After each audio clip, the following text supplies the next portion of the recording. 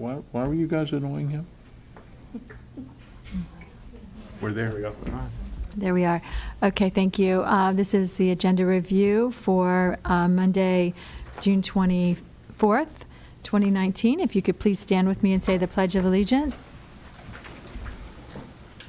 I pledge allegiance to the flag of the United States of America and to the republic for which it stands, one nation, under God, indivisible, with liberty and justice for all. Thank you. So, Mr. Schofield, what do you have for us today? The first item I have for you today is our Employee of the Month. And so our Employee of the Month for May 2019, well, they didn't even wait to announce it. Wow, it's like they knew Come on what up, was on the Darren. agenda. And there was a rumor that there was something because Darren was a Harley rider, but it had absolutely nothing. It didn't hurt, but it didn't help. Didn't help. But Darren's been with us for a very long time. He started in, actually, I think you were with us before we were in Village, weren't you? So 1990 as an Acme employee. Yep. And he's been with us a very long time. He does some of the more difficult things in the village. You stealing all my thunder? You stealing all my thunder? No? All right. Shannon. Okay, no. Shannon will give us the details of what he does. I've just known Darren a very long time. And So what kind of Harley is it? Before we get into the real good stuff, what kind of Harley is it? I got a limited. A limited, yeah, and okay. he's been through a whole series of them, but he finally ended up on that really nice touring. It's not that flat color anymore. I can't even pick up the Road King when I drop it, so I avoid the Road King, so. You can. I'll show you how. It's really easy. You keep saying that, but I've dropped it, and I've had to call for help. Okay, what do you got? Mr. Schofield said Darren's been with the Village, first Acme, now the Village, for approximately 29 years. So he's a very, very valuable team member to the utility. When I came here almost 3 years ago, I quickly realized that with Darren on your team, anything you assigned him was going to be done with 100% accuracy, and there were no shortcuts to be had. So he is a team player and a soldier, and he's very, very valuable. He currently does engineering inspector work for us. He does inspections on developer projects, and he also does inspections on our capital improvement projects. As you know, we have a very large capital improvement program that's undergoing right now, so he stays very, very busy. But he's also over our backflow prevention program and our grease trap Which is why I get that letter from you once a year Exactly. for my, I have a backflow When you and, built your house. yeah, me too, I'm still working on it. The backflow prevention program is mandated by DEP, and it really is to protect the distribution system from non-residential customers, contamination from non-residential customers. It's a very challenging program to oversee, but one of the main reasons why I wanted to nominate Darren is we have 100% compliance on our backflow program, which is really unheard of from any utility. So he recently went through some serious changes, I would say, in the way we implemented the program. We now utilize a third party to help us administer all the paperwork because it is very cumbersome. And they were the ones that brought it to our attention that we are really one of the only utilities that they've ever seen that has 100% compliance. But Darren is so committed. He's such a team player. He'll do whatever you ask. He's always here. He is really Team Wellington. He has a lot of support from his team members in the utility, which are behind us today. So for that and many, many more reasons, felt that Darren was very deserving of this recognition. So, say a few words. Wellington, as Paul knows, Wellington's done me well. Been through a lot. Started back in 1990 with lift stations, and worked my way up. I implemented the backflow and grease trap program in 2000, and been running it since. He's very humble. Plus engineer inspections and. Well, in regards to the backflow program, you turn our water off if we don't get it, so. That's what the letter, hold on. You have a pretty good motivator. Hold on, that's what the letter says. That's what the letter says. Don't hold me liable now. Don't hold me responsible. That's how they get you to Okay, great. comply. Yeah, exactly. That's right, I'm going, this is a It pretty works really easy well. thing Yeah. to do. If Never you don't admit to do anything it. other than that in public. Yeah, right, exactly. Well, That's it's what the just, letter Very says. challenging to Yeah. oversee, so, and obviously people wait till the last minute and want to put it. not push just it me, off, but- it's not just me? You're one of the better Okay. Okay, believe it or okay. not. That's good to You know, know. you at least get Trying. it done within that Yeah. window. There's sometimes I go outside the window, I gotta make extra But phone calls. that's important, because what you're talking about is, contamination to our system. Yeah. So it's important. I mean, I was making a Yeah. joke about it, but Yeah. it is a very important part of our system. So thank you very much for staying on top of it and getting 100%, however you get it, whatever threats you have to make. I don't let it go till it's done. Very good. And you seemingly meet Ms. LaRock's exceedingly high expectations, so that's clearly a Yeah, compliment. absolutely, there you go. Thank you. I'm sure that's challenging. I'm glad you said that, Yes. thank you. Not me, I couldn't say it. Thanks. Because she can reach you. Yeah. 29 years is quite an accomplishment as well, so Yeah. thank you for your loyalty. I'm just trying to figure a way to stay longer. I just have a little gonna bit, stay I got a little bit of an longer. issue, because I only got really a year and a half. I really got 6.5 years. We'll keep I'm them around. trying to figure out how to stay longer. We'll figure it out. FRS doesn't let me, but. Talk to me, I can. I wanna do- I wanna He's do- great hopefully with you're still that, around, so do like Jay Miller did. Let's just talk about that privately. Thank you very much. Yeah. And Darren, you could not be employee of the month. I just lost You it. can retract this award. Time of death, 408. Shortest employee of the month ever. Honestly, what we really do enjoy about Wellington and our employees is how much we do value this place, and you protect us, and we protect you, and it's a great. I've heard from a lot of employees, it's a great place to work. So It is. we are glad. Obviously, 29 years of it, and you haven't had enough. That's a good sign. Nope, I'm gonna stay longer. Thank you very much. Thank you. Thank you. Congratulations. All right, and I'll try not to cut it so close on my backflow preventer. Okay, I really have known Darren a very long time, and all of our employees are deserving of this, but, Darren has done some very challenging things for us, including some things that, not for us, that he's had to survive, like riding long distances with me.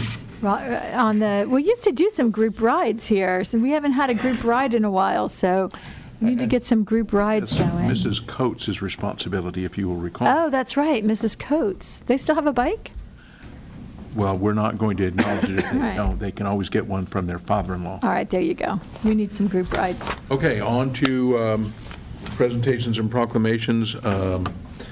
The first thing that you're going to have, and it is my understanding that she will be here, but Betsy Cardozo, who has retired, will be here for her recognition. And I expect that that will be over in, 30, 40 seconds? Right, Maybe I'm that's sure. minutes. I'm sure there'll be some people that have some things to say in honor of her. That's another really long time to be working in the community and doing the kind of work that she did. Very hands-on, so I think it'll take more than. I think so. The next item on the consent agenda, you have minutes of the regular council meetings of May 14th and May 28th. If you have any changes to those, Ms. Colobi would be happy to take them and make them. The next item you have is authorization to utilize a state contract for the security services during the construction phase of the wastewater treatment facility renewal and rehabilitation project. This is included in the budget, and it is the best price available. What did I miss? Authorization, state contract security services? Yeah, Is that- we've okay. been talking about that for a while. the that site Because of the secure. nature of the work, they're going to need full-time security out there during the construction process because Okay. the facility isn't as secure as it otherwise would be. It's the same firm we're using on the water plant. They're doing a very Okay. good job. Excellent. And I apologize, Vice Mayor, the answer you get on this one will not be as short as the one you got at breakfast, It's unfortunate. which is authorization to award a sole source contract for the purchase and delivery of a tiny line marker. What this is it's really I didn't know this, it's an automated system where it takes one employee, goes out, sets it down, and it uses a GPS system to automatically mark the lines. We do have systems that do that. This is a new system, and because we asked, and I never really liked short answers, I took a look at what it's costing us to do that right now. We're spending just about a little over $21,500 a year to do the line marking with the systems we have now. It takes, when you take all of the employees, it's 3 employees, about 3 weeks in the year to do that. This one will let us down to 1 employee for about a week, so it's the difference is between $21,600 and $2,400 a year. The machine itself is $37,872. Its payback period is 1.9 years over the 5-year minimum service life. We'll save about $57,000 by going to the automated. So is this actually spraying down the chalk, or is this Paint. it by itself? Right. Wow. You just program it and off it goes. We have The the guy puts it video down if and you'd like comes to back. watch a brief Well, demo video. It sounds pretty cool. So if you have it queued up, this sounds really, because we've seen a lot of this happening, and it did take a few Like a people. fancy Roomba. Exactly what I was Look at thinking. that. Yeah, so that would suck up the lines. Well, if you mess up, you have to call that one in. Right. But it's done by GPS, and you control it from your little iPad, or whatever they have out there. Once you actually put the coordinates in for the field, you can save that, so then that field is saved. It's just click on it, and it Yeah. goes the same pattern. Right, Wow. so. Did you All right, when make it you like get the whole this, thing? we want to come and watch it. Yeah. I think this is pretty cool. We'd like to see this in action. But that's what it is, and That's pretty over its cool. service life, Yeah, so after the upfront cost, we start saving money, so that's cool. yeah. It, How's that sound? Oh, there we go. Oh, and it has sound. Sound. Yeah.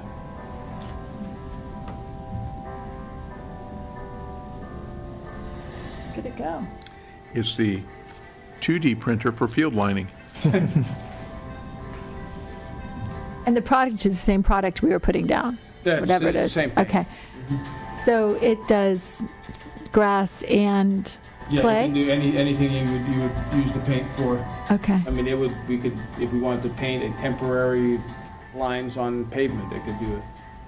The parent company, actually, the manufacturer, started in the survey industry, so they do use the GPS. That's, I'm thinking, it reminds me of the plotting that we used to do with Right. the first coordinates when, yeah. So, but yeah, so it is, and we have 3 major, times of the year for season start where we have to do the major setup for the fields, and that's the most time-consuming portion. And then once you do it, you just Right. recall the same one. Wow. Touch-ups are easy, are also less time-consuming to be done manually. It's the primary first setup that it does save a lot of time on, and it's GPS-enabled, tablet-driven. Well, I guess if you can turn your lights on and off as you drive up your driveway, there's all kinds of this stuff coming, so. You would think. Wow. Right. Cool. All right, just make sure we get invited to the opening day. The next item is Resolution 2019-31. It's the Grand Prix Village Traffic and Parking Enforcement Agreement. This is simply an agreement that allows us to go in and do traffic enforcement within Grand Prix Village. We haven't had one to this point, which means that we don't do speeding or traffic control signs. What this does is just, it's a standard agreement where they bring their signage into compliance with FDOT standards, and PBSO can go in and do traffic enforcement that we do on the same type of enforcement we do on public streets. It's just a basic standard agreement we use. Haven't had one before. And it's on their, at their request. Yes. The next item is authorization to negotiate a contract to provide construction manager at-risk services for the Town Center Boardwalk project. As we are getting into design, we want the contractor on board so that there's nothing designed that can't be built or that we're going to have to go back and change. Mr. De La Vega and Mr. Barnes have more details. Yeah, as Mr. Schofield mentioned, we're seeking authorization to negotiate a contract. Any contract that's negotiated will come back before you. We're hoping to bring this back to you at the very next council meeting, July 9th, if we do get an approval. Actually have a meeting scheduled for Wednesday, subject to approval, to get moving, so that we can come back to you July 9th if approved. Otherwise, we got to wait till August 13th because there's only one meeting in July. So we're trying to get this moving. As you know, the engineer is already on board. I think he's close to 60%. 60% plans, correct. So we really like to get the contractor on board to start working with him. So we're going to negotiate pre-construction services for Burkhart Construction, who's a very qualified contractor, who's done, been in business since 1975, done over $160 million in CMAR, construction management at risk projects, and they've done boardwalks, Kissimmee, Hollywood, Boynton Beach, Fort Pierce, and I think they're working at City Place. Correct. As we speak. So we feel very comfortable about the contractor, and we hope to negotiate a contract and come back to you July 9th if approved. Well, I'm glad to see us get a little less design build.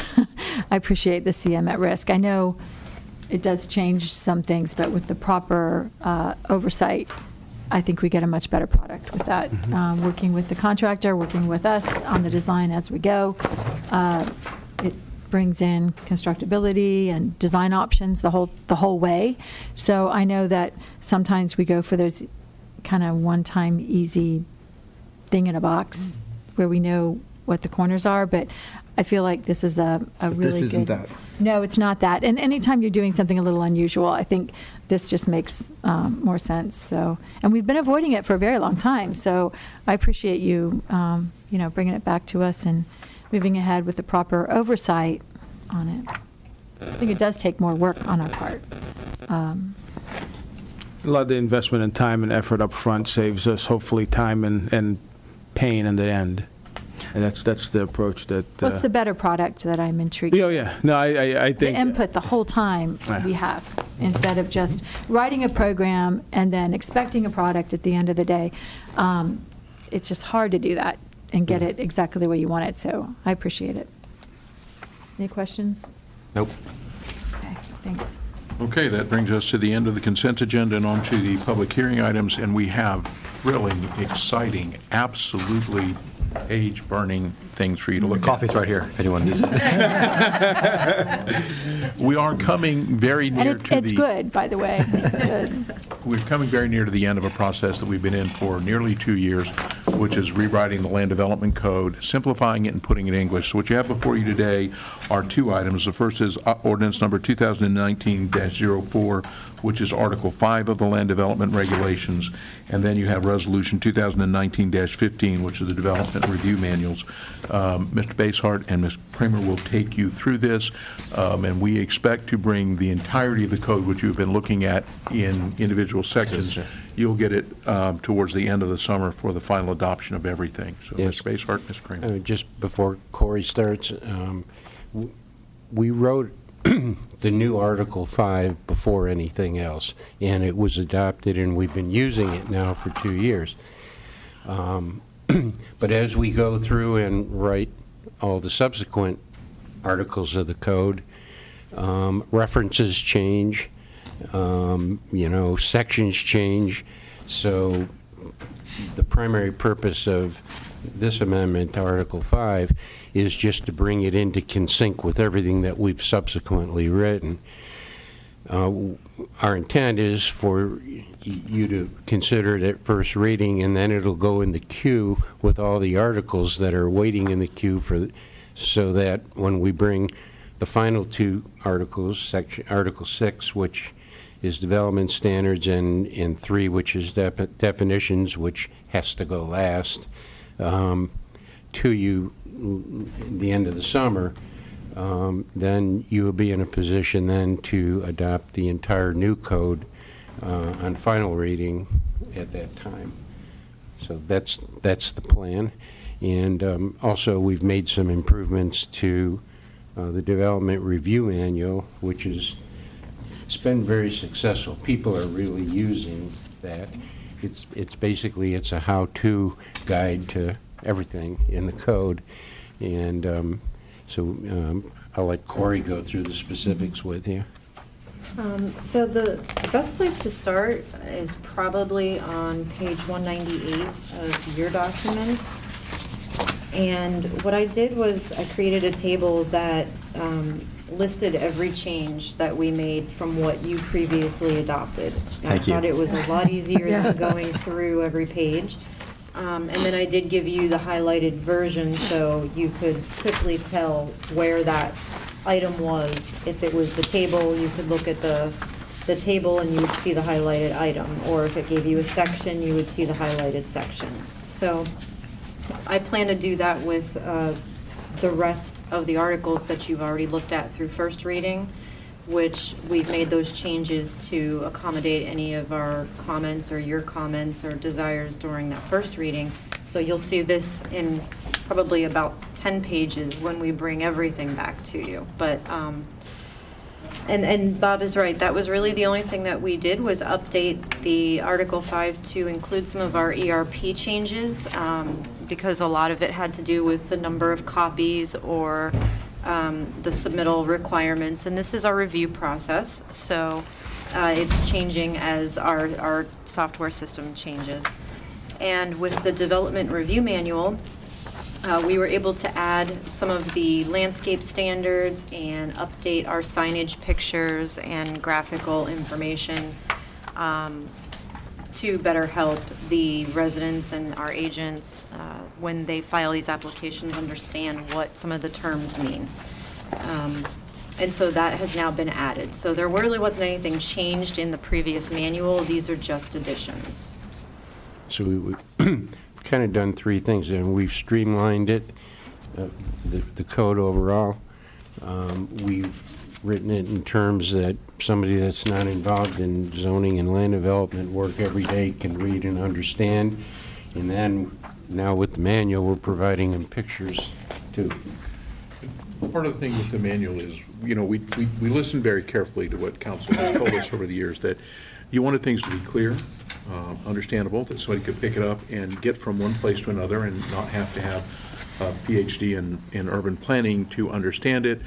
And the other thing is, in terms of the manuals that we're adopting and bringing to you, there is no standard that we will apply that you will not be able to get and read before you come in. That's the part. I don't want people to think that we only want to, you know, simplify this down to the point that we don't have professional help. But the thing is, it can't be a sliding scale. It can't be halfway through the project you find out that there's something that you didn't apply. If it's all known ahead of time, that's what I think the working with local residents and contractors, they've said, we just want to know, whatever that is, just tell us ahead of time and don't add on along the process. So. We have simplified this a great deal, but if anybody believes, and I don't want council to be under the impression that you can get through these processes without professional help, because the things that required engineers still require engineers. The things that require architects and contractors to do still require that. It is just that we have written it in a way so that it's not confusing, that you don't look at two sections of the code and wonder if they say the same thing, and the code is shorter. The things that are duplicated are gone, and we were very clear. We clearly understood that council's direction that there would be no place that somebody up there, somebody somewhere in our review process has got a guide or a manual in their desk that the public doesn't have access to. So if we use it as a review process, it is publicly available. We tell you what it is, we tell you where it is, and it is clear what it is. And that is, that was the whole point of this, was to make this a review process. And part of what Bob is talking to you about, and I had actually forgotten, and I apologize, is that when we did adopt the amendments to Article 5 early on in the process, and that was a thing that clarified the process, that set timelines, and streamlined it so that you weren't having to guess. And when you looked at the original Article 5, it wasn't necessarily clear what things that you had to do to get a permit, and this makes it consistent. But sometime, my guess is August or September when you do the final adoption of everything. What we're, at this point, we're looking at going to PZAB in August and council in September. So this one, I just looking at it, I appreciate what you've done with the highlighting. That's much easier for us to find. Like on page 201, item D2, where it says application fee and escrow fee. You're not adding a fee, you're just clarifying that the fee is for application and for escrow separately. We're not adding a fee in there. You're just making it clear. It probably said application and escrow fee, meaning both of those items, and now we're telling them Yes. part of it's for this and part of it's for that. Right. Correct. Right. But we're not adding a fee. That's No, not, that was a clarification. okay, so that nobody's We confused didn't want about. them to think that the application fee and the escrow fee were one fee, so we separated it, because with the way the new system works and the fact that planning and zoning is no longer on cost recovery, the application fee is a set fee. But if there's escrow that's left that we don't have to pay out for consultants, for traffic or for legal ads, then we have the ability to refund it to the applicant. So it's just clarifying that those are two separate pots. Okay. All right, I appreciate that. And the same clarification on 207 at the bottom, where you've added the language, a rehearing of an appeal is not permitted. That's not permitted now, but that clarifies that if people have a complaint, the remedy is to go to court, not to come back and have a rehearing and drag the process out. That's The correct. process gives you Right. one. Right. Okay, and then on page 204, in 5.2.4A3, I think that needs to be, a rectified plan shall be submitted, not submittal. Correct. Yes, thank you.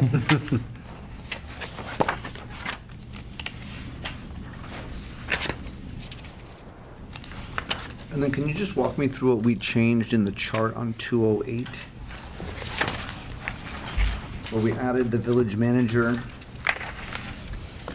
With the reasonable accommodations section, as we were going back through, and the first time we brought this through, because it was completely adopted, as I was trying to just make sure there was nothing else that we couldn't simplify, I realized that that was not in the table. So the text was already in the reasonable accommodation section, but it just needed to be added to the table because it's part of the appeals section of the code.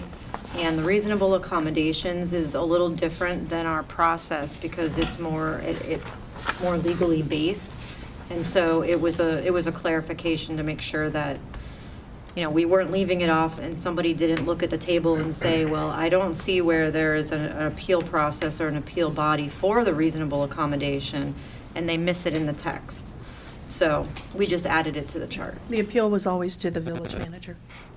And so this just puts it in? Exactly. Just lays it out better, which was the whole point of a lot of this, was just Right. making sure the tables kind of covered, made it easier to look at and determine what you're going to have to do.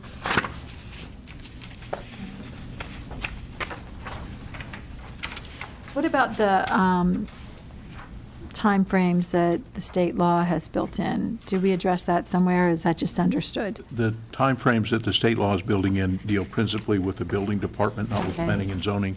And to put those into perspective, the law that will be implemented on July 1st, and it's not until 2020, will be that building permit, typical building permits, the building department has 15 days from the day we receive them to either approve them or to provide comments on them, a request for information. That cuts the time frame in half, and I'm not sure, there might have been a late revision to that to 10 days, but it really cuts down the amount of time that we have to review things. And it is for all, when it comes in, it is for all departments. When a building permit comes in, it often requires review by engineering, utilities, and planning. They must complete their reviews in the same timeframes. There are no exceptions, not even for fire review.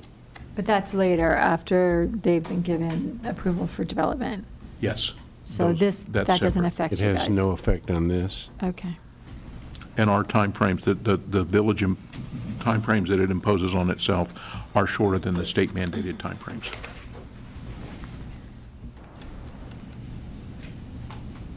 Good job. Continuing to do a good Thanks. job on that project. Thank you. It's our objective that we're going to, at the end of the day, when this is all done and said and done, I mean, the code will go from about 1,200 pages to about 400. And like we said, it'll be simpler to read and understand. And we think it will much better fit Wellington and Wellington's needs than The generic code we than adopted to the begin with. generic one well, it wasn't generic, Right, it was the Palm county Beach. code. Right, with our modifications over the years, but this is the real modification. This is from scratch. And so that nobody thinks we just wholesale threw things out that we should be using. The code as it exists today lays out lays out an appeal process for every single type of application. So there's zoning text, zoning, site plan, they all have a separate appeals process. The process to appeal is nearly identical in every single case, so we didn't need to have Right. 60 pages devoted to an appeal process that is the same in every case, and it's the same thing for the application processes. They are all, every single one had one laid out. The process is nearly identical for every last one of them, which is why there's now one single guide that tells you what you might need differently on each thing. And in some cases, there were appeals processes that don't exist, that didn't exist They in were the county process. referencing things that we didn't even have. So it doesn't make the review process either more or less difficult. It just boils it down into something that is readily understandable and that there's not confusion between sections. And the reason why you haven't seen Article 6 yet is because we keep pushing that back a little, is because as we've gone through the rest of the articles and we've made all of the corrections that we've needed to through the engineering and the traffic performance standards and the subdivision standards, the meat and potatoes of our code and the zoning section is all in Article 6. And so there were so many cross-references that weren't available in the other sections, so we didn't have a lot of cleanup, to where now it's not only are we finding conflicts internally to the article, but conflicts to other sections. So we have to go back and look at all those and make sure, okay, well, we've already referenced this in 7, so we can delete it and let's make a note so that you have a clear path of where we're going with Article 6. And it's definitely a cumbersome process. One thing I'd kind of like to maybe warn you ahead of time, the codes are, even with the simplification that we've done, codes are complex. And, you can't foresee every possible glitch that could happen. So typically when new codes are adopted, 6 months or a year after, they're adopted, you get what they call glitch bills, which are, you make a list of all the things that you found that you didn't expect or that don't work the way you thought they would, and so that you'll see that. But we want to try to keep that to a minimum. I mean, the county has been doing glitch bills every 6 months ever since they adopted the code in 1988. Right. So, Well, and that's the thing about local government. That's the thing I keep talking about every time I get a microphone is, we are sleek. We can fix it. We meet twice a month on most months. So if there is a problem, we count on you to bring it back. But we appreciate getting it down in size and making it clearer and more understandable thank you. without putting all those professionals out of work. It was kind of interesting because even internally, as we started to go to a code that was written in plain English, we didn't necessarily have complete agreement on that. There are, and sometimes you can't get around it. There's some things that say, well, it has to be complex because we might have a situation that we don't cover. Mm-hmm. And Bob's right. We can't cover everything. I would rather deal with uncertainty in a document that's written in plain English than one that is written in a version of plenarese that not even at my best I'm, as the Vice Mayor said, I can turn anything into a complex issue. We really tried hard not to do that here. And I think that they did a really good job. Yeah, with the understanding that things are going to change as further things happen. There's going to be times you're going to bring us changes and suggest it in corrections also. So Yeah, we've made a couple of minor changes based on some of the legislation that we know passed, that's going to be effective July 1st. So, we made a point to make sure that was all updated. Codes are dynamic documents. They're never done forever. You can't adopt a code and say, this is it forever. And it's hard to keep up with the legislature. yeah, really. And we're trying. And new things keep coming up that nobody ever thought about before. Right. And Like things that robots that paint stripes for us. I mean. And we are adding the sections to deal with vegetable gardens. Very well. And that's. And when we talk about vegetable gardens, I mean, Has the state defined that? Because my concern is if my neighbor just doesn't want to maintain their yard and they just have dirt, how am I going to say that's not a garden, that's just dirt? I mean, they could say, well, I'm working on the garden. I've sprinkled some seeds in. Right, I mean, do we have good direction? Buy a tomato plant from Lowe's every couple months, stick it in And there there. might be something growing in there, but it may not really be what we would define as a vegetable garden. Are we able to do that? Are we, can we say there has to be? I'm going to, as clearly as I can and as shortly as I can tell you, we're going to do the very best we can to deal with what are essentially two conflicting state ordinances. There was a state law that was passed a number of years ago that said that local governments, and not only local governments, because they know what happens with HOAs and property owners associations, that we are required to approve vegetation plans for Florida-friendly vegetation. We used to just do it for Florida native vegetation or xeric. It's a bit broader than that. So yes, we have the ability to stop bare lawns, but So what's the difference between Florida xeriscape and Florida friendly or Florida, what was your word? Previous Florida friendly is what the legislation is now.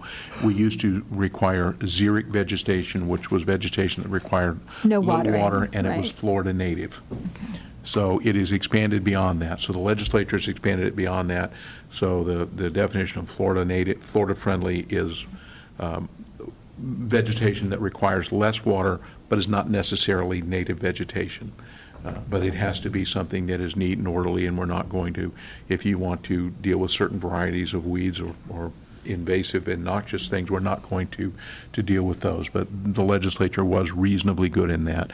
What they have done now is they basically said that you can have what are vegetable gardens or in your front lawn, and what we're going to do is we're going to look at that, and if it is something that produces a product that you can consume in your household, then we will deal with it that way. But it is not going to be some type of vegetation that has no utility beyond the fact that you may like it and it doesn't require you to mow it. And some vegetation can have noxious odors and things like that. I mean, Yeah, so I'm not there sure. could be more issues. The legislature was trying to do there, but that was important to one of the very senior members, and it got signed, and we will deal with that. I don't suspect we're going to have a lot of it, but when the first one comes up, you'll know it as soon as we do. Hasn't it gone to DEP now for rulemaking? Right, that's what I'm wondering, if rulemaking will cover some of this. Rulemaking might be a way to solve some of these problems, if something has to actually be growing there and irrigation has to be in place or something like that. The interesting part about it is that if it has gone to DEP, they're not the people that have jurisdiction over land use rules. So the better place for that would have been is, interestingly enough, the Department of Economic Opportunity and the Florida Division of Land Planning. So we'll see where it's at. But until somebody does come up with a rule, we're kind of in it on our own, and so that everybody knows, we will interpret it as to vegetable gardens will be those things that can produce a product that is meant for the consumption by the residents of that household. We are not looking at it as a commercial enterprise. Very well. Side note, I found an iguana in my backyard eating that Florida snow. So thinking about just putting fences up like they do for goats, trapping them in there and see if they'll eat all that weed. So I had they were eating the flowers off of that weed. Mr. Hopper can tell you the things that they don't eat. Yes, I know. We had put some things out that they didn't like, but I thought, well, they like that, so I'm just gonna try to keep them in there until it's all gone, and because my sprays aren't working that well on it, I keep spraying it and it keeps coming back. So. Any other questions on this? No. That brings us to the end of the agenda, and I do have a workshop item for you after, if the attorney has one. On my, I'll talk about that later. demolition. Well, I can, Whatever report you done? may have today. whatever report you might Yeah. have now. We're up to your turn. I don't have a report. Okay, then I would like to bring two of our planners up here to sort of bring you up to date on where we're going through the process of looking at what we can do with golf carts. So, gentlemen.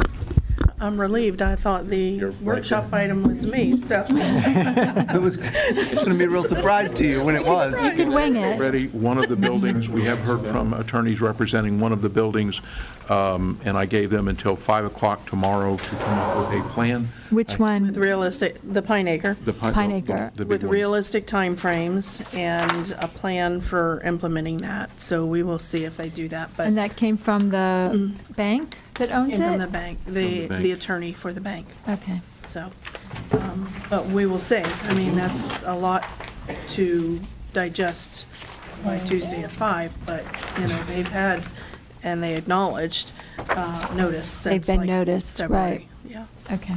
So, And the other one is already demolished? no. No. No. We held off and, so that they're both going to be demolished. You know, the At the same equipment will time. be mobilized at the same Okay. time. Okay, I see. So as they get ready, you have.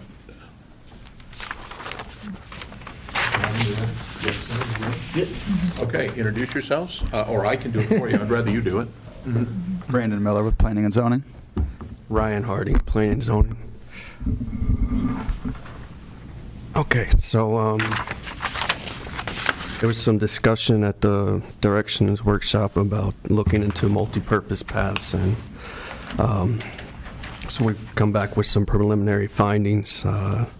We want to go over with you today and get direction from council as to whether what to proceed or and what types of recommendations you might have. So I think, first of all,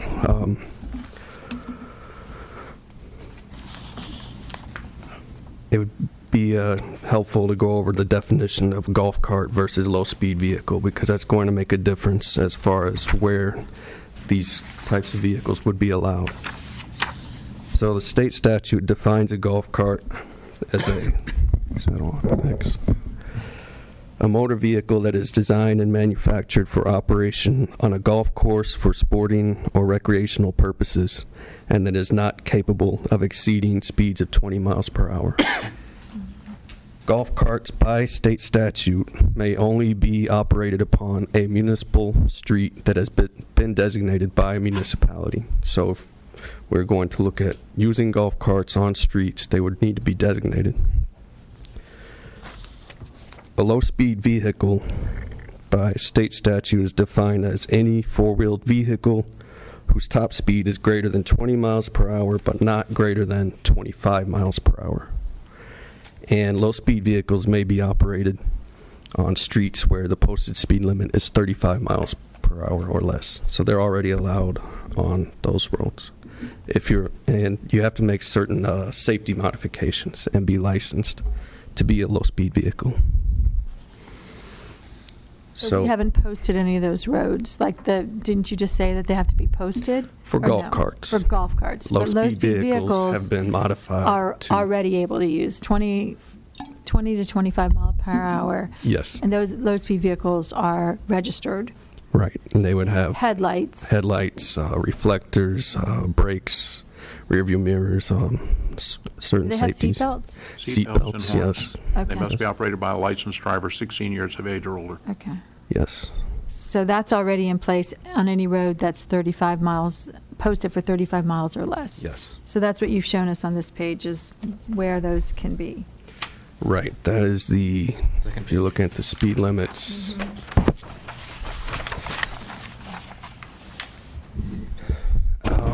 So green or orange, they could be on. Gray. Right. There's a lot of gray. A lot of gray, the internal neighborhoods, But the those, major again, those are thoroughfares. things that have lights, have Yes. tail lights, Yes. have. And a licensed driver. Okay. So you can see here that most of the internal neighborhoods and also in the EOCD, but the thoroughfares, Big Blue, Greenview Shores, Aero Club, they're all they're going to be 40 miles or more.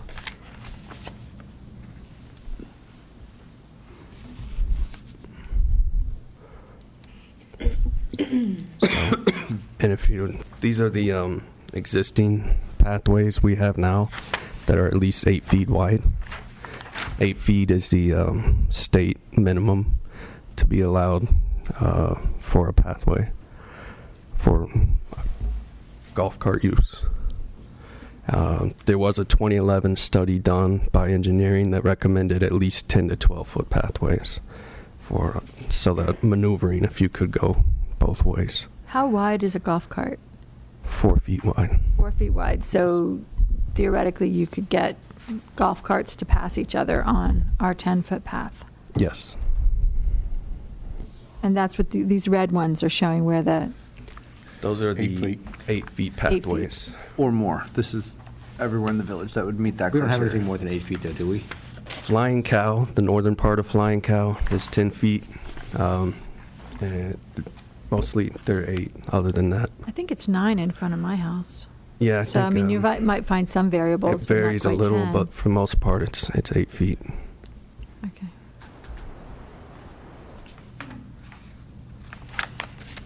So you can see here on the on this map the parks. Pearson Park would be a little difficult to get to. It's kind of out of the way. You have to take South Shore down to Lake Worth and 120th. But for the most part, the parks, the schools, they're all reachable up by these 8-foot pathways right now.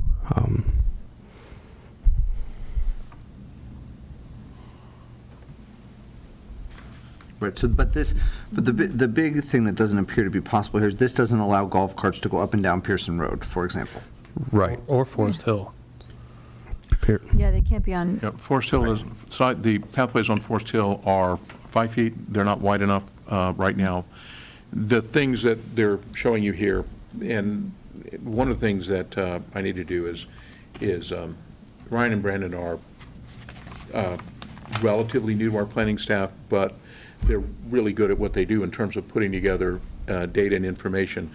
So what I tasked them with was, go through, take a look at the neighborhoods, find the places that we need to get, and then let's take a look at the pathways that are 8 feet or wider, because the state statute says that municipalities can allow golf carts on pathways that are 8 feet or wider, and it allows us to do that with some regulation. Starting. So the first thing to do was take a look at where you have 8-foot pathways, and in most cases, the 8-foot pathways are usable. You run into kind of a problem, and I apologize, they do know all of this, and they've had to sit in my office and tell it to me enough times, so they probably don't want to do it again.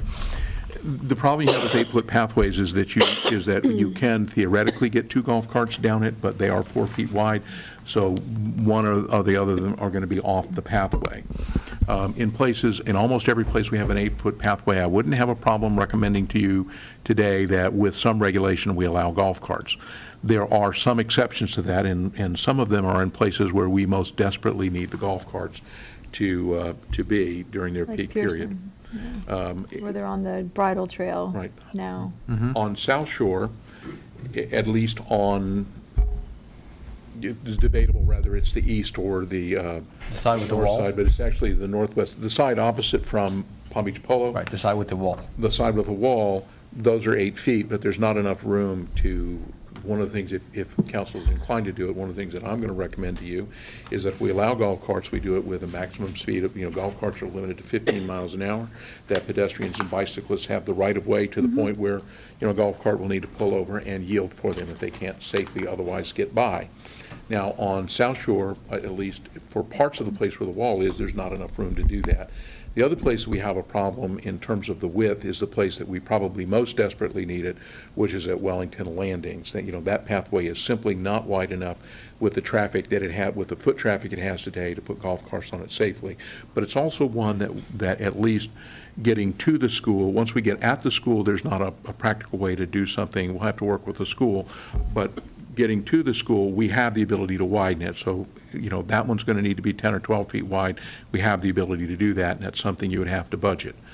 But there were some basic limitations that you all were prepared to talk about. You want to go through those, please? Mr. Schofield, Yeah. while you're on that subject of the path is only 8 feet wide and there's 2 golf carts standard go on grass. I mean, them leaving the pathway for someone to go around is sort of part of the golf cart deal if everybody behaves and stays Not in a their problem, lines. except on South Shore. Where there's no grass. Where there's no grass, into. Yeah, where so, there's a wall that you hit. Right, and there's nothing in between the curb and, the street. Yeah, The street. and in places though, because what happens in that area is that if somebody's forced off, they're forced into the street, and they may be going against the direction of traffic. the pathways are not necessarily on both sides. Some of these may be, but I think that would help too if we knew if they're on the side of a road here, if it's one side and not the other.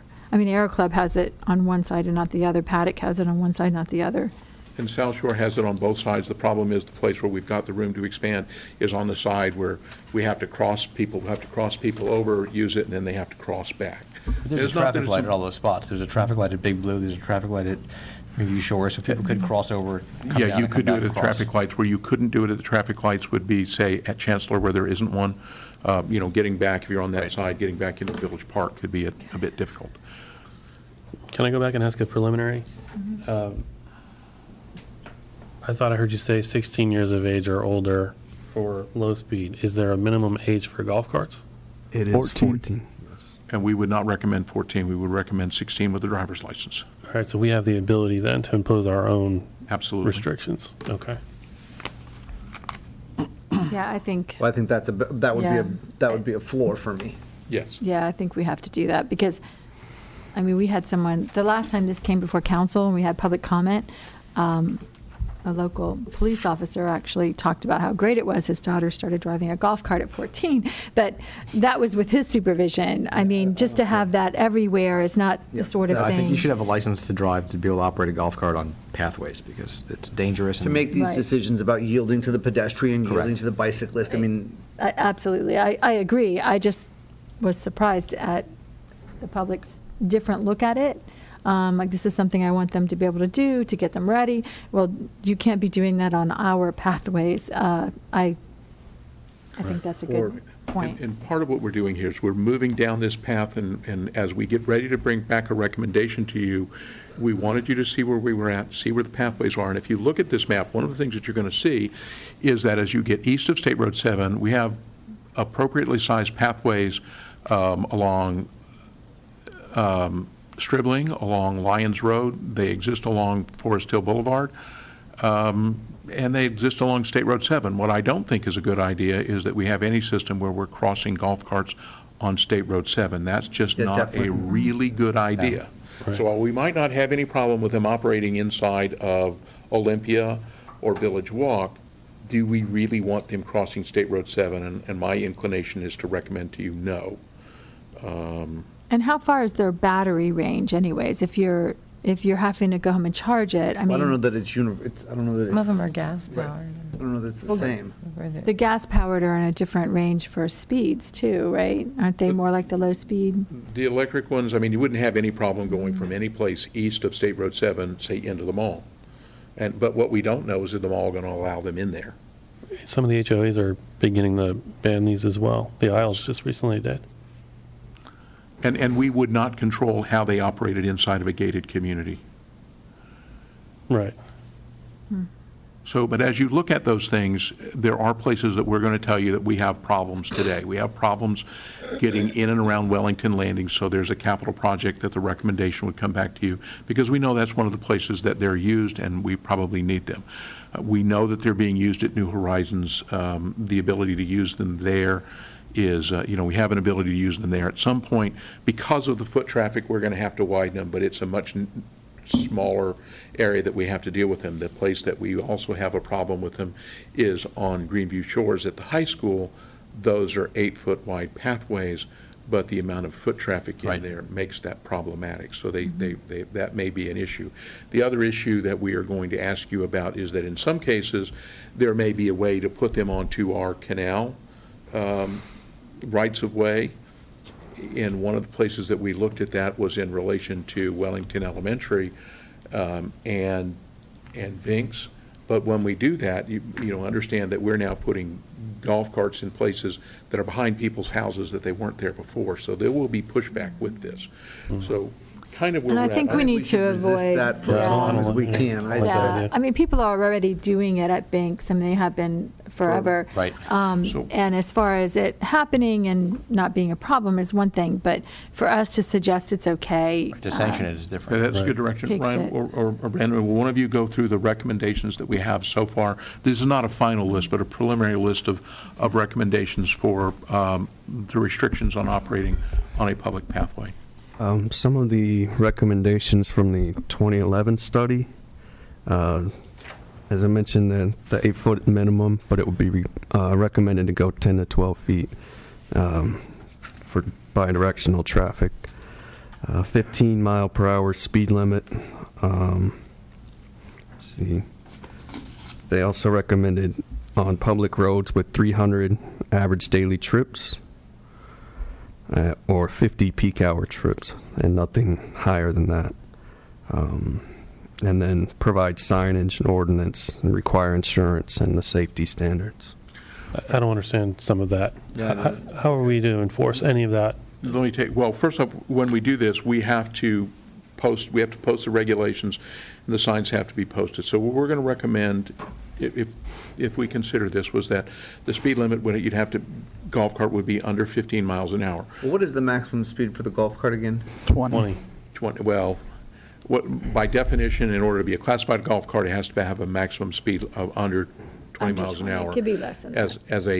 As realistically, the golf carts that are being put out today, especially the ones that are 48 to 72 volts, they will go much faster than that. Okay. But most of them don't have a speedometer. They do not. So how are we gonna? I'd rather have some kind of reckless standard, like if the officer observes somebody acting in a way that the officer deems to be dangerous. I think whether that's it's going- already, isn't it? That's there, didn't but hear it in that. it has to be an objective measurable. I think that's a state law. An says. objective, You- measurable. It can't be, the standard in order for it to be enforceable cannot be a subjective standard. It has to be. Can you tell I don't do traffic law? So we've got a first. So you're saying we've got to have an absolute standard to begin with. We've got to have a standard to begin with. So if there's a What kid you're hanging saying off the is- back of it with one hand and kind of, fooling around, the officer would not have the Oh, ability to it pull was out your the No, word. they would. They could do that now, though. They can, right. That would just be like, For instance, if we see somebody now, if they've got an open container, we're going to stop them. If they're going too fast, we're going to stop them. If they run a stop sign, we're going to stop them.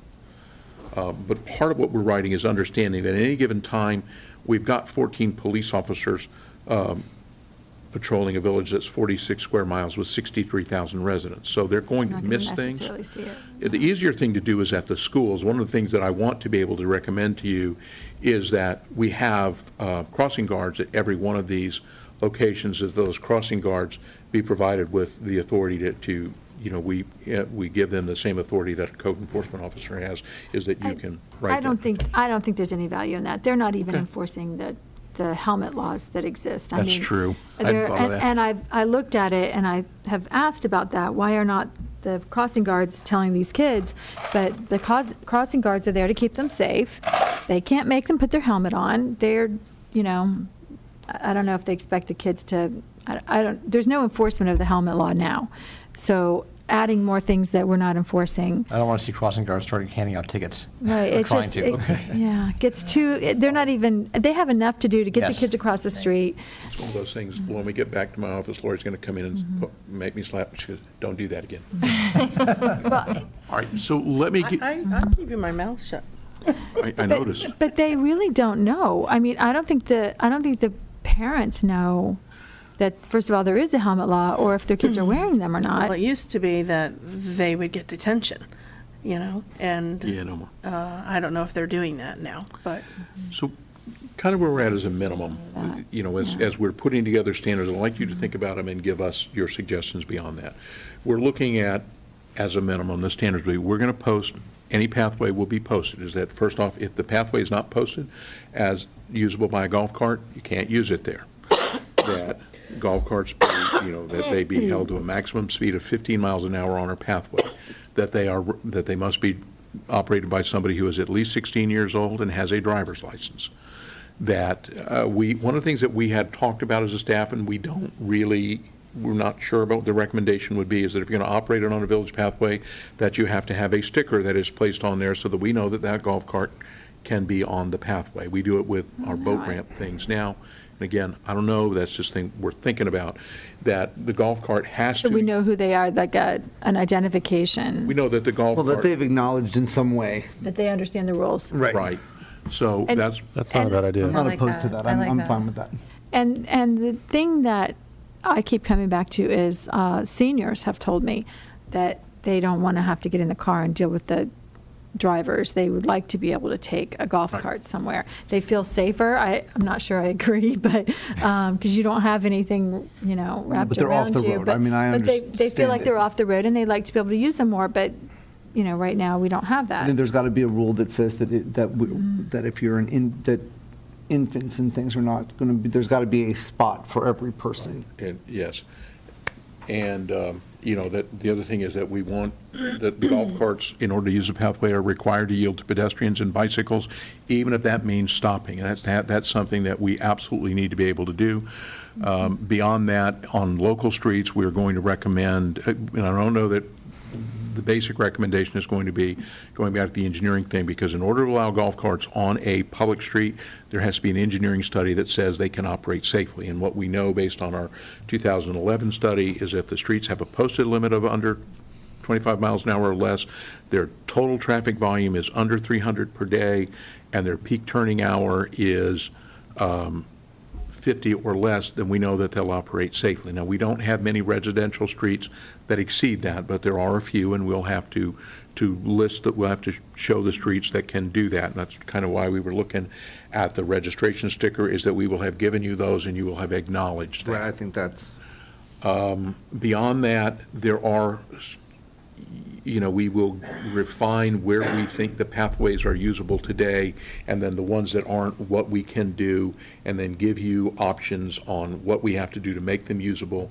And Right, when I mean, we if think South those Shore will doesn't happen. work because the wall is there and that kind of stuff, I don't think we should be forcing it in. If it's out initially. They would have to and- cross the street and use Right, the other right. side where there was space. I think we can start where we feel comfortable and then add as we go. Well, the ones where we know that we're going to come back and tell you that we think if we do go down the path of making golf carts usable on public streets and some public sidewalks, we're going to give you a list of the pathways that we think should be improved fairly quickly, and, at least immediately where those are in and around Wellington Landings and at Wellington Elementary School. Those are the two that are most in need. And at least at Wellington Elementary, there is a sidewalk on one side of the street that can be widened. We own the right-of-way there, although we have talked to the school board about just dedicating that part of the roadway to them. They've not been interested in taking it. They're doing some construction at Wellington Landings, aren't they, on Excuse me? their circulation plan? So is now a good time to be addressing this with them to make sure that whatever we're considering doesn't affect what they're doing? We're offside. I would hope that- Landings is happening now. Yeah, Right. yeah, it's too Landings, the late to parking- get in their parking planning. Construction is happening now. That's all internal That's parking lot inside, stuff. not on That's the all inside the sidewalk. Yeah, we fence. want to get them to the edge and, Right. But But I think this is something that's probably a little overdue to look at finding ways to encourage responsible use of alternate transportation to get around town, because we know people are doing this now anyway. Which is exactly what we said at Vision. This is So exactly. let's try to this is find a where way we to wanna make it be. legal and set the rules. And I like the idea that if you want to operate a golf cart on a pathway, you need to get a sticker, and to get that sticker, you've got to come in and sign, I acknowledge these are the rules to use my golf cart on the pathways. That way, they've signed something acknowledging what the rules are to use it. I'm gonna Correct, come and so that over. when you then run into, so that then when PBSO says you're not doing it, Right. you've acknowledged that you knew what those rules were, there's no. You didn't get the sticker, and so Right. I like the idea of encouraging people to do that. And then, finding the pathways that work, the 8-foot ones now, and then finding where there needs to be widened, because I know landings, if you can get cars off the road at landings drop off, that would be great, because that's a nightmare. It's just a nightmare. well, that's what happens when you have Right. 1,600 students, Well, Coming it's into pick it- up, it's coming pick into up, it it's three. pick up Yeah, there well, yeah. that is really. high-performing, and, yeah, it's going to be. It is. So we'll get this to you in an administrative transmittal. I wanted you to have an update on where we were at, and that we hadn't forgotten this and not been working on it. We'll get I you mean, an I think this is administrative good progress. transmittal, and then And what I and would like Ryan from and- that. and Brandon, we know this wasn't easy. Right. So we know this it has will been continue something to that be. this village has been contemplating and addressing in a very poor way. So we appreciate having it all compiled like this. That's So once you get the AT, if you could then get us your comments back individually, we'll incorporate them, and we'll probably be back to you. I'd like to be back to you in 60 days with our progress, and that way we'll have a better idea of what the costs would be in those areas that we think immediately need attention. Okay. So that's where we were at, and I don't have anything else for you, so. Thank you. Thank you. Thanks. All right. And I'm going to see you in the morning? Yes. And thank you. All right. All right. Anything else for the good of